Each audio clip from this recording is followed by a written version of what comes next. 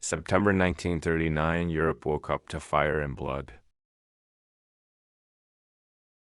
The deadliest conflict in human history had begun, and the first nation to bear its full horror was Poland,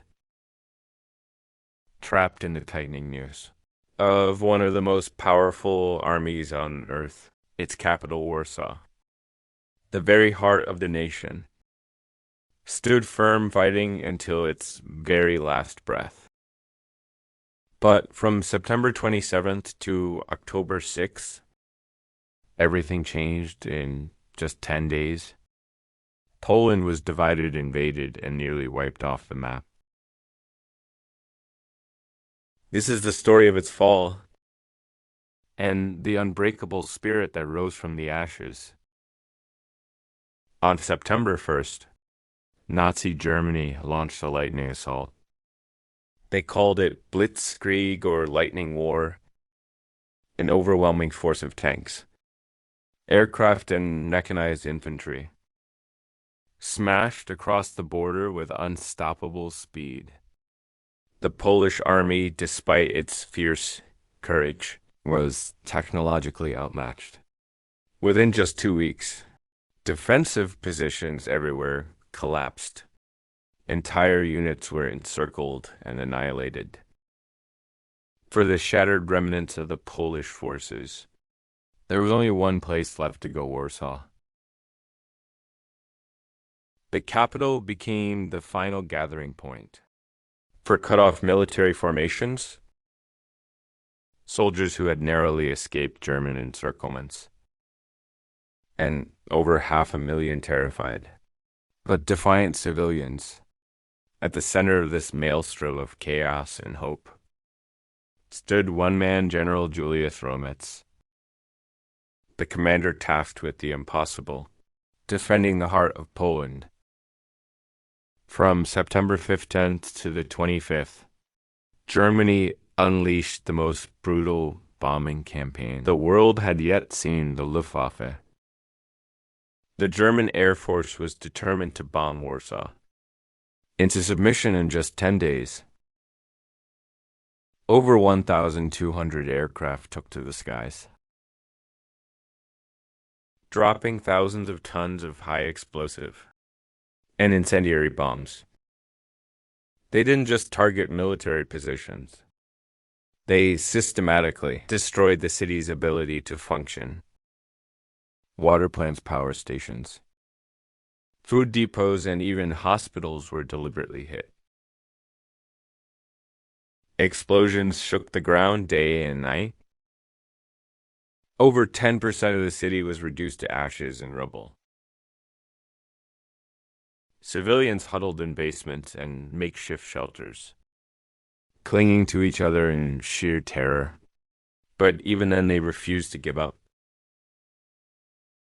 They found ways to fight back with whatever they could find: rusty hunting rifles, kitchen knives, and homemade Molotov cocktails.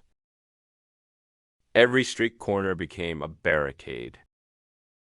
Every able-bodied citizen a potential soldier. The spirit was willing, but the body was weakening. Courage cannot replace food. Courage cannot create clean water. By September 26th, the situation was catastrophic.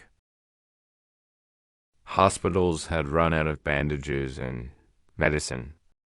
Fire stations had no more water to fight the endless blazes. The shelters were overflowing with the wounded and the dying. Warsaw was bleeding to death. Then came the morning of September 27th. The moment the commander dreads more than death itself. General Rommel received his final reports. The city had no more clean water. Food reserves were completely gone. There was only enough ammunition for a few more days of sporadic fighting. Civilians were beginning to die, not just from bombs, but from hunger and disease. The most devastating report came from the Walla district. In just 3 days of relentless bombing, over 6,000 men, women, and children had been killed. To continue fighting meant condemning hundreds of thousands of civilians to a slow, agonizing slaughter. Rommel knew victory was a fantasy. The fight was over, but he insisted on one last defiant act of leadership. The capital must survive, he declared. The people must live that afternoon. A Polish delegation walked out of the city, under a white flag, to negotiate with the German general, Johannes Blaskowitz, hours later. A weak, crackling voice came over the radio, broadcasting the news the city had feared. Warsaw has surrendered to save its people. A wave of grief washed over the city. Cries, prayers, and heart-wrenching sobs filled the streets and basements. But amidst the sorrow, another sound emerged. It was the sound of singing. Polish soldiers, standing tall in their tattered uniforms, their faces smudged with dirt and tears, were singing the national anthem. As they laid down their weapons, they were defeated but not broken. On September 29th, the German Wehrmacht marched into Warsaw. Even hardened German officers later wrote about the unforgettable. Chilling sight, a city that was still alive, yet looked completely dead. A ghost city inhabited by ghosts. But here is the terrible truth that few knew at the time. Poland was doomed before the first shot was even fired. Its fate had been sealed on August 23, 1939. On that day, Nazi Germany and the Soviet Union, two ideological enemies, signed a non-aggression pact, known as the Molotov-Ribbentrop Pact. Hidden within it was a secret protocol, a cold-blooded document that carved up an entire nation. Germany would take Western Poland.